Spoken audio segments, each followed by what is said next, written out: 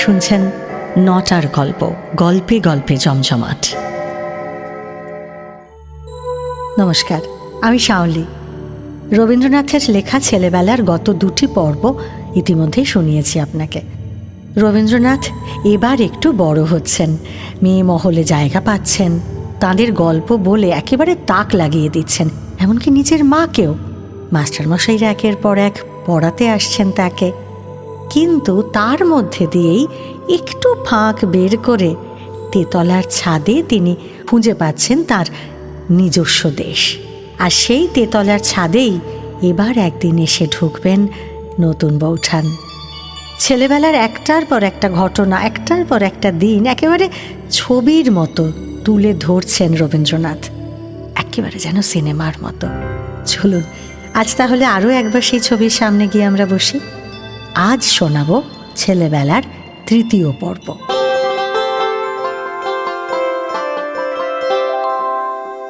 তখনকার কালের সঙ্গে এখনকার কালের তফাৎ ঘটেছে একথা স্পষ্ট বুঝতে পারি যখন দেখতে পাই আজকাল বাড়ির ছাদে না আছে মানুষের আনাগোনা, না আছে ভূতপ্রেতের। পূর্বেই জানিয়েছি, অত্যন্ত বেশি লেখাপড়ার আবহাওয়ায় টিকতে না পেরে ব্রহ্মদৈত্য দিয়েছে দৌড়। ছাদের কার্নিশে তার আরামের পা রাখবার গুজব উঠে গিয়ে সেখানে এঁটো আমের আঁঠি নিয়ে কাকেদের চলেছে ছেঁড়াছেঁড়ি। এদিকে মানুষের বসতি আটকে পড়েছে নিচের তলায় চারকোনা দেওয়ালের ব্যাক বাক্সে।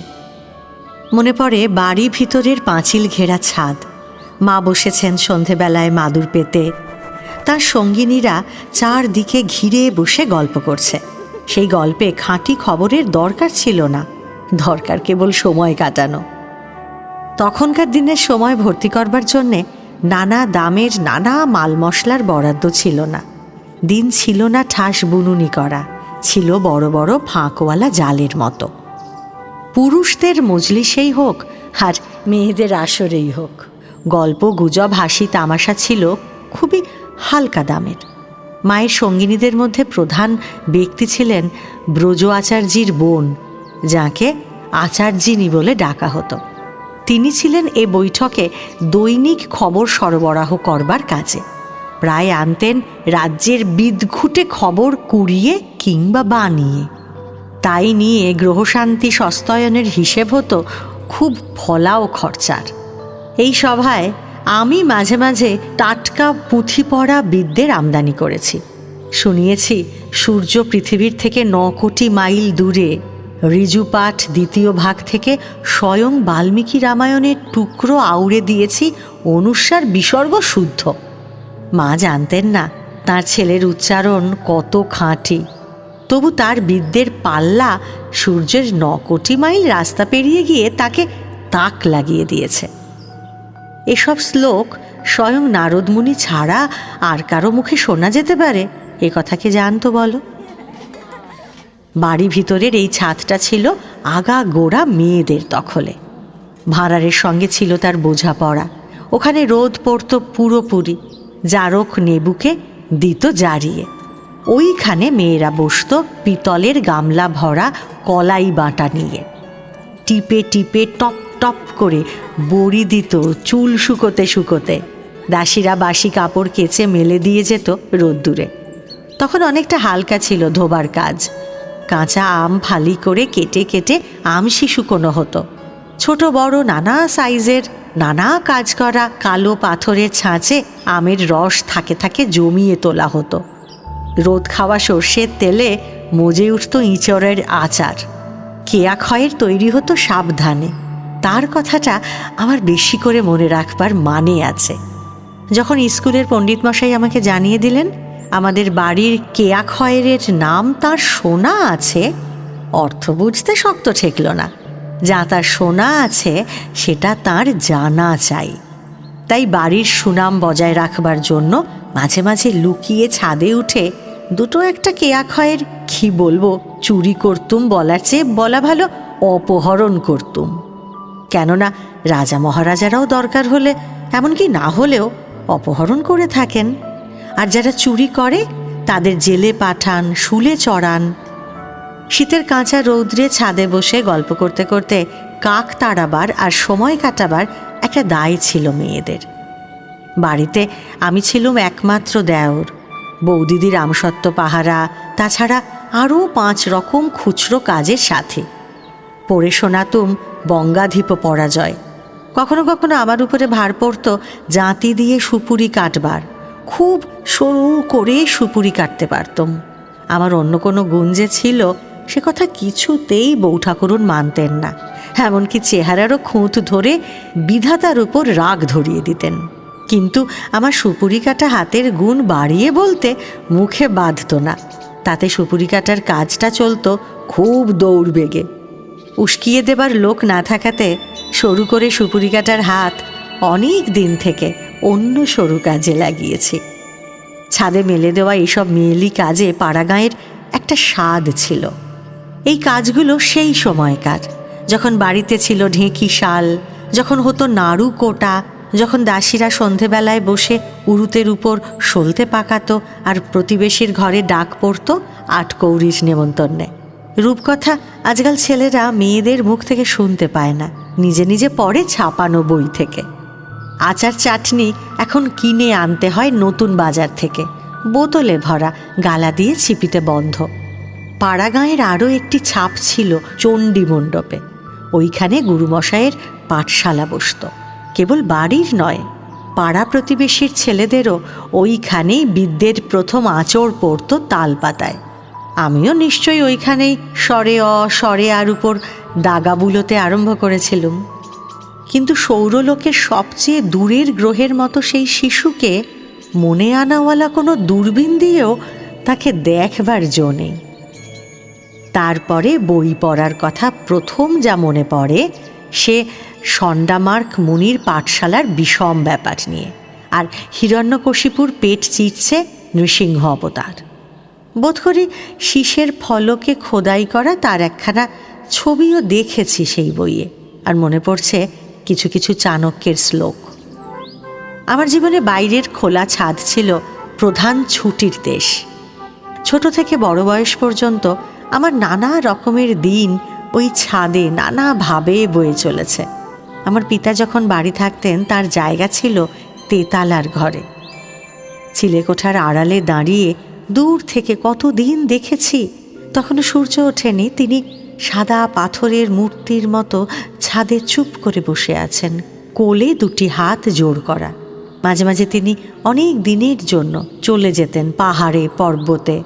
তখন ওই ছাদে যাওয়া ছিল আমার 7 সমুদ্র পাড়ে যাওয়ার আনন্দ। চিরদিনের নিচে তলায় বারান্দায় বসে বসে রেলিংয়ের ফাঁক দিয়ে দেখে এসেছি রাস্তার লোক চলাচল, কিন্তু ওই ছাদের উপর যাওয়া লোকবসতির পিলপে গাড়ি পেরিয়ে যাওয়া। ওখানে গেলে কলকাতার মাথার উপর দিয়ে পা ফেলে ফেলে মন চলে যায়, যেখানে আকাশের শেষ নীল মিশে গেছে পৃথিবীর শেষ সবুজে। নানা বাড়ির নানা গড়নের উঁচু নিচু ছাদ চোখে ঠেকে, মধ্যে মধ্যে দেখা যায় গাছের ঝাঁকড়া মাথা। আমি লুকিয়ে ছাদে উঠতুম প্রায় দুপুরবেলায়। বরাবর এই দুপুরবেলাটা নিয়েছে আমার মন ভুলিয়ে। ও যেন দিনের বেলাকার রাত্রির বালক সন্ন্যাসীর বিবাগী হয়ে যাবার সময়। খড়খড়ির ভিতর দিয়ে হাত গলিয়ে ঘরের ছিটকিনি দিতুম খুলে। দরজার ঠিক সামনেই ছিল একটা সোফা, সেইখানে অত্যন্ত একলা হয়ে বসতুম। আমাকে পাকড়া করবার চৌকিদার যারা পেট ভরে খেয়ে তাদের ঝিমুনি এসেছে, গা মোড়া দিতে দিতে শুয়ে পড়েছে মাদুর জুড়ে। রাঙা হয়ে আসতো রোদ্দুর, চিল ডেকে যেত আকাশে, সামনের গলি দিয়ে হেঁকে যেত চুড়িওয়ালা। সেদিনকার দুপুরবেলাকার সেই চুপচাপ বেলা আজ আর নেই, আর নেই সেই চুপচাপ বেলার ফেরিওয়ালা। হঠাৎ তাদের হাঁক পৌঁছতো যেখানে বালিশের উপর খোলা চুল এলিয়ে দিয়ে শুয়ে থাকতো বাড়ির বউ। দাসী ডেকে নিয়ে আসতো ভিতরে। বুড়ো চড়িওয়ালা কচি হাত টিপে টিপে পরিয়ে দিত পছন্দ মতো বেলোয়ারি চড়ি। সেদিনকার সেই বউ আজকের দিনে এখনও বউয়ের পদ পায়নি। 2nd ক্লাসে সে পড়া মুখস্থ করছে। আর সেই চুড়িওয়ালা হয়তো আজ সেই গলিতেই বেড়াচ্ছে রিকশো ঠেলে। ছাদটা ছিল আমার কেতাবে পড়া মরুভূমি। ধুধু করছে চারদিক, গরম বাতাস হু হু করে ছুটে যাচ্ছে ধুলো উড়িয়ে। আকাশের নীল রং এসেছে ফিকে হয়ে। এই ছাদের মরুভূমিতে তখন একটা ওয়েসিস দেখা দিয়েছিল। আজকাল উপরের তলায় কলের জলের নাগাল নেই। তখন তেতালার ঘরেও তার দৌড় ছিল। লুকিয়ে ঢোকা নাবার ঘর, তাকে যেন বাংলাদেশের শিশু লিভিংস্টন এইমাত্র খুঁজে বের করলে। কল দিতুম খুলে, ধারা জল পড়ত সকল গায়ে। বিছানার একখানা চাদর নিয়ে গা মুছে সহজ মানুষ হয়ে বসতুম। ছুটির দিনটা দেখতে দেখতে শেষের দিকে এসে পৌঁছল। নিচের দেউড়ির ঘণ্টায় বাজল 4টে। রবিবারের বিকেলবেলায় আকাশটা বৃষ্টি রকমের মুখ বিগড়ে আছে। আসছে সোমবারের হাঁ করা মুখের গ্রহণ লাগানো ছায়া তাকে গিলতে শুরু করেছে। নিচে এতক্ষণে পাহারা এড়ানো ছেলের খোঁজ পড়ে গেছে। এখন জলখাবারের সময়। এইটে ছিল ব্রজেশ্বরের একটা লাল চিহ্ন দেওয়া দিনের ভাগ। জলখাবারের বাজার করা ছিল তারই জিম্মায়। তখনকার দিনে দোকানিরা ঘিয়ের দামে শতকরা 30-40 টাকা হারে মুনাফা রাখত না। গন্ধে স্বাদে জলখাবার তখনও বিষিয়ে ওঠেনি। যদি জুটে যেত কচুরি, সিঙাড়া, এমনকি আলুর দম, সেটা মুখে পুরতে সময় লাগতো না। কিন্তু যথা সময়ে ব্রজেশ্বর যখন তার বাঁকা ঘাড় আরও বাঁকিয়ে বলতো, দেখো বাবু আজ কি এনেছি, প্রায় দেখা যেত কাগজের ঠোঙায় চিনেবাদাম ভাজা। সেটাতে আমাদের যে রুচি ছিল না তা নয়, কিন্তু ওর দরের মধ্যেই ছিল ওর আদর। কোনো দিন টু শব্দ করিনি। এমনকি যেদিন তালপাতার ঠোঙা থেকে বেরোতো তিলে গজা, সেদিনও না। দিনের আলো আসছে ঘোলা হয়ে। মন খারাপ নিয়ে একবার ছাদটা ঘুরে আসা গেল। নিচের দিকে দেখলুম তাকিয়ে, পুকুর থেকে পাতি হাঁসগুলো উঠে গিয়েছে। লোকজনের আনাগোনা আরম্ভ হয়েছে ঘাটে। বটগাছের ছায়া পড়েছে অর্ধেক পুকুর জুড়ে। রাস্তা থেকে জুড়ি গাড়ির শৈশের হাঁক শোনা যাচ্ছে। দিনগুলো এমনি চলে যায় একটানা। দিনের মাঝখানটায় স্কুল নেয় খাবলিয়ে। সকালে বিকেলে ছিটকিয়ে পড়ে তারই বাড়তির ভাগ।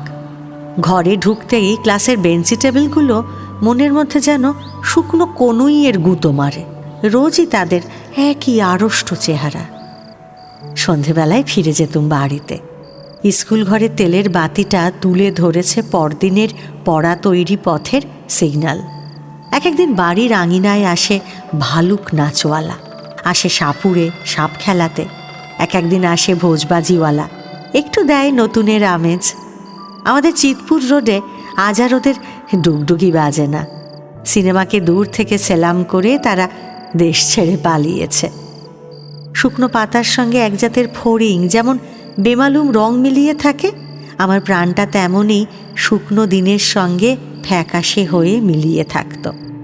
তখন খেলা ছিল সামান্য কয়েক রকমের। ছিল মার্বেল, ছিল যাকে বলে ব্যাট বল, ক্রিকেটের অত্যন্ত দূর কুটুম্ব, আর ছিল লাটিম ঘোরানো, ঘুড়ি ওড়ানো। শহরে ছেলেদের খেলা সবই ছিল এমনই কমজোরি। মাঠ জোড়া ফুটবল খেলার লম্ফঝম্প তখনও ছিল সমুদ্র পারে। এমনি করে একই মাপের দিনগুলো শুকনো খুঁটির বেড়া পুঁতে চলেছিল আমাকে পাকে পাকে ঘিরে। এমন সময় একদিন বাজল সানাই, 12 আশুরে। বাড়িতে এলো নতুন বউ, কচি সামলা হাতে সরু সোনার চুড়ি। পলক ফেলতেই ফাঁক হয়ে গেল বেড়া।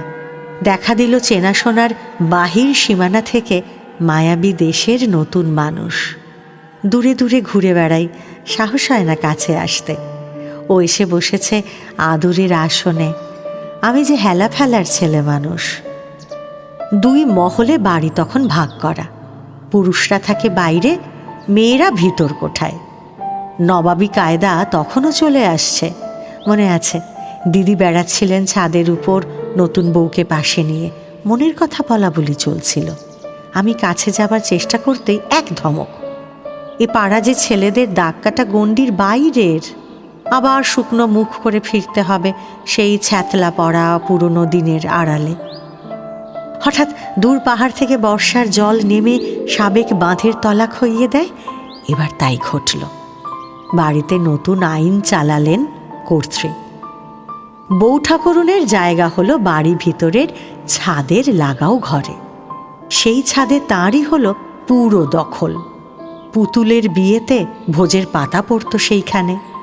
নেমন্তন্নের দিনে প্রধান ব্যক্তি হয়ে উঠত এই ছেলে মানুষ। বউ ঠাকুরুন রাঁধতে পারতেন ভালো, খাওয়াতে ভালোবাসতেন। এই খাওয়াবার শখ মেটাতে আমাকে হাজির পেতেন। স্কুল থেকে ফিরে এলেই তৈরি থাকতো তার আপন হাতের প্রসাদ। চিংড়ি মাছের চচ্চড়ির সঙ্গে পান্তা ভাত যেদিন মেখে দিতেন অল্প একটু লঙ্কার আভাস দিয়ে, সেদিন আর কথা ছিল না। মাঝে মাঝে যখন আত্মীয় বাড়িতে যেতেন, ঘরের সামনে তার চটি জুতো জোড়া দেখতে পেতুম না, তখন রাগ করে ঘরের থেকে একটা কোনো দামি জিনিস লুকিয়ে রেখে ঝগড়ার পত্তন করতুম। বলতে হতো, তুমি গেলে তোমার ঘর সামলাবে কে? আমি কি চৌকিদার? তিনি রাগ দেখিয়ে বলতেন, তোমাকে আর ঘর সামলাতে হবে না, নিজের হাত সামলিও। একালের মেয়েদের হাসি পাবে। তারা বলবেন, নিজের ছাড়া সংসারে কি পরের দেওর ছিল না কোনোখানে? কথাটা মানি। এখনকার কালের বয়স সকল দিকেই তখনকার থেকে হঠাৎ অনেক বেড়ে গিয়েছে। তখন বড় ছোট সবাই ছিল ছেলে মানুষ। এইবার আমার নির্জন বেদুইনি ছাদে শুরু হলো আর এক পালা। এলো মানুষের সঙ্গ, মানুষের স্নেহ। সেই পালা জমিয়ে দিলেন আমার জ্যোতি দাদা। ছাদের রাজ্যে নতুন হাওয়া বইল, নামলো নতুন ঋতু। তখন পিতৃদেব জোড়াসাঁকোয় বাস ছেড়েছিলেন। জ্যোতিদাদা এসে বসলেন বাইরে তেতালার ঘরে। আমি একটু জায়গা নিলুম তারই একটি কোণে। অন্দরমহলের পর্দা রইল না। আজ এ কথা নতুন ঠেকবে না, কিন্তু তখন এত নতুন ছিল যে মেপে দেখলে তার থই পাওয়া যায় না। তারও অনেক কাল আগে, আমি তখন শিশু। মেজদাদা সিভিলিয়ান হয়ে দেশে ফিরেছেন। বোম্বাইয়ে প্রথম তার কাজে যোগ দিতে যাবার সময় বাইরের লোকেদের অবাক করে দিয়ে তাদের চোখের সামনে দিয়ে বউ ঠাকুরুনকে সঙ্গে নিয়ে গেলেন। বাড়ির বউকে পরিবারের মধ্যে না রেখে দূর বিদেশে নিয়ে যাওয়া এই তো ছিল যথেষ্ট। তার উপরে যাবার পথে ঢাকাঢাকি নেই। এ যে হলো বিষম বেদস্তুর। আপন লোকদের মাথায় আকাশ ভেঙে পড়ল। বাইরে বেরোবার মতো কাপড় তখনও মেয়েদের মধ্যে চলতি হয়নি। এখন শাড়ি জামা নিয়ে যে সাজের চলন হয়েছে, তারই প্রথম শুরু করেছিলেন বউ ঠাকুরুন। বেনি দুলিয়ে তখনও ফ্রক ধরেনি ছোট মেয়েরা, অন্তত আমাদের বাড়িতে। ছোটদের মধ্যে চলন ছিল পেশোয়াজের। বেথুন স্কুল যখন প্রথম খোলা হলো, আমার বড় দিদির ছিল অল্প বয়স।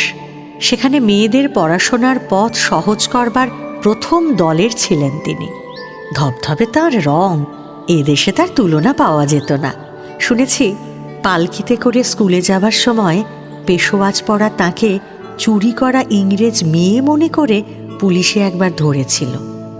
আগেই বলেছি, সেকালে বড় ছোটর মধ্যে চলাচলের সাঁকোটা ছিল না। কিন্তু এই সকল পুরনো কায়দার ভিড়ের মধ্যে জ্যোতিদাদা এসেছিলেন নির্জলা নতুন মন নিয়ে। আমি ছিলুম তার চেয়ে 12 বছরের ছোট। বয়সের এত দূর থেকে আমি যে তার চোখে পড়তুম, এই আশ্চর্য। আরও আশ্চর্য এই যে তার সঙ্গে আলাপে জ্যাঠামি বলে কখনো আমার মুখ চাপা দেননি। তাই কোনো কথা ভাবতে আমার সাহসে অকুলন হয়নি। আজ ছেলেদের মধ্যেই আমার বাস। 5 রকম কথা পারি, দেখি তাদের মুখ বোঝা। জিজ্ঞাসা করতে এদের বাধে। বুঝতে পারি এরা সব সেই বুড়োদের কালের ছেলে, যেকালে বড়রা কইতো কথা আর ছোটরা থাকতো বোবা। জিজ্ঞাসা করবার সাহস নতুন কালের ছেলেদের, আর বুড়ো কালের ছেলেরা সব কিছু মেনে নেয় ঘাড় গুঁজে। ছাদের ঘরে এলো পিয়ানো, আর এলো এই কালের বার্নিশ করা বউবাজারের আসবাব। বুকের ছাতে উঠল ফুলে। গরিবের চোখে দেখা দিল হাল আমলের সস্তা আমিরি। এইবার ছুটল আমার গানের ফোয়ারা। জ্যোতিদাদা পিয়ানোর উপর হাত চালিয়ে নতুন নতুন ভঙ্গিতে ঝমাঝম সুর তৈরি করে যেতেন, আমাকে রাখতেন পাশে। তখনই সেই ছুটে চলা সুরে কথা বসিয়ে বেঁধে রাখবার কাজ ছিল আমার। দিনের শেষে ছাদের উপর পড়তো মাদুর আর তাকিয়া। একটা রূপার রেকাবিতে বেলফুলের গোড়ে মালা, ভিজে রুমালে, পিরিচে এক গ্লাস বরফ দেওয়া জল আর বাটাতে ছাঁচি পান। বৌঠাকুরুন গা ধুয়ে চুল বেঁধে তৈরি হয়ে বসতেন। গায়ে একখানা পাতলা চাদর উড়িয়ে আসতেন জ্যোতিদাদা। বেহালাতে লাগাতেন ছড়ি। আমি ধরতুম চড়া সুরের গান। গলায় যেটুকু সুর দিয়েছিলেন বিধাতা, তখনও তা ফিরিয়ে নেননি। সূর্যডোবা আকাশে ছাদে ছাদে ছড়িয়ে যেত আমার গান। হুহু করে দক্ষিণে বাতাস উঠত দূর সমুদ্র থেকে। তারায় তারায় যেত আকাশ ভরে। ছাদটাকে বৌঠাকুরুন একেবারে বাগান বানিয়ে তুলেছিলেন। পিলপের উপর সারি সারি লম্বা পাম গাছ, আশেপাশে চামেলি, গন্ধরাজ, রজনীগন্ধা, করবী, দোলন চাঁপা। ছাদ জখমের কথা মনেই আনেননি, সবাই ছিলেন খেয়ালি। প্রায় আসতেন অক্ষয় চৌধুরী। তাঁর গলার সুর ছিল না সে কথা তিনিও জানতেন, অন্যেরা আরও বেশি জানত।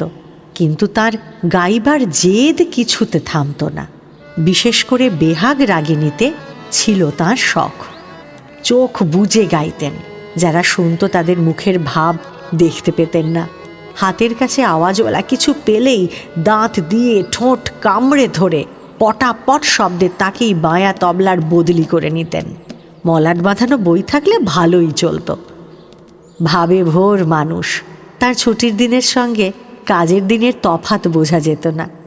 সন্ধেবেলার সভা যেত ভেঙে। আমি চিরকাল ছিলুম রাত জাগিয়ে ছেলে। সকলে শুতে যেত, আমি ঘুরে ঘুরে বেড়াতুম ব্রহ্মদত্তির চেলা। সমস্ত পাড়া চুপচাপ। চাঁদনি রাতে ছাদের উপর সারি সারি গাছের ছায়া যেন স্বপ্নের আলপনা। ছাদের বাইরে শিশু গাছের মাথাটা বাতাসে দুলে উঠছে, ঝিলমিল করছে পাতাগুলো। জানি নে কেন সবচেয়ে চোখে পড়ত সামনের গলির ঘুমন্ত বাড়ির ছাদে একটা ঢালু পিঠওয়ালা বেঁটে চিলে কোঠা। দাঁড়িয়ে দাঁড়িয়ে কিসের দিকে যেন আঙুল বাড়িয়ে রয়েছে। রাত 1টা হয়, 2টো হয়, সামনের বড় রাস্তায় রব ওঠে, বলো হরি হরি বল। খাঁচার পাখি পোষার শখ তখন ঘরে ঘরে ছিল। সবচেয়ে খারাপ লাগত পাড়ায় কোনো বাড়ি থেকে পিঁজড়েতে বাঁধা কোকিলের ডাক। বৌঠাকুরুন জোগাড় করেছিলেন চীন দেশের এক শ্যামা পাখি। কাপড়ের ঢাকার ভিতর থেকে তার শীষ উঠত ফোয়ারার মতো। আরও ছিল নানা জাতের পাখি। তাদের খাঁচাগুলো ঝুলত পশ্চিমের বারান্দায়। রোজ সকালে একজন পোকাওয়ালা পাখিদের খাবার জোগাত। তার ঝুলি থেকে বেরোতো ফড়িং, ছাতুখোর পাখিদের জন্যে ছাতু।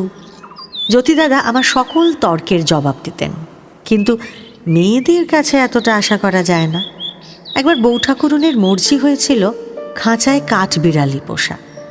আমি বলেছিলাম কাজটা অন্যায় হচ্ছে। তিনি বলেছিলেন গুরুমশাইগিরি করতে হবে না। একে ঠিক জবাব বলা চলে না। কাজেই কথা কাটাকাটির বদলে লুকিয়ে 2টি প্রাণীকে ছেড়ে দিতে হলো। তারপরেও কিছু কথা শুনেছিলাম, কোনো জবাব করিনি। আমাদের মধ্যে একটা বাঁধা ঝগড়া ছিল, কোনো দিন যার শেষ হলো না। সে কথা বলছি। উমেশ ছিল চালাক লোক। বিলিতি দর্জির দোকান থেকে যত সব ছাঁটা কাটা নানা রঙের রেশমের ফালি জলের দরে কিনে আনত। তার সঙ্গে নেটের টুকরো আর খেলো লেস মিলিয়ে মেয়েদের জামা বানানো হতো।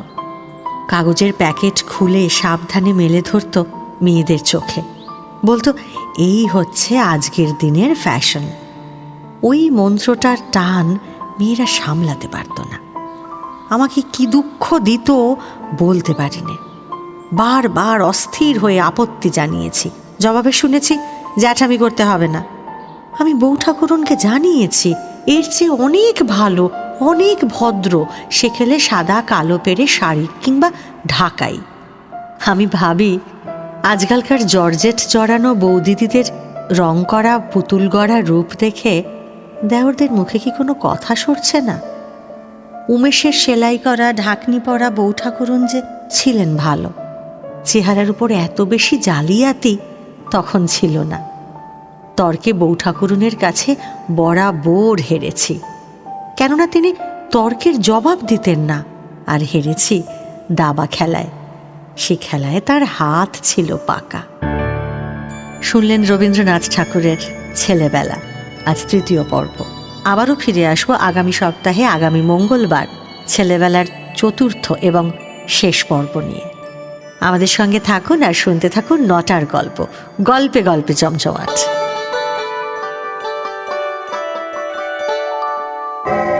নটার গল্প, গল্পে গল্পে জমজমাট। আমাদের এই চ্যানেলটি শেয়ার ও সাবস্ক্রাইব করুন। বেল আইকন প্রেস করতে ভুলবেন না কিন্তু।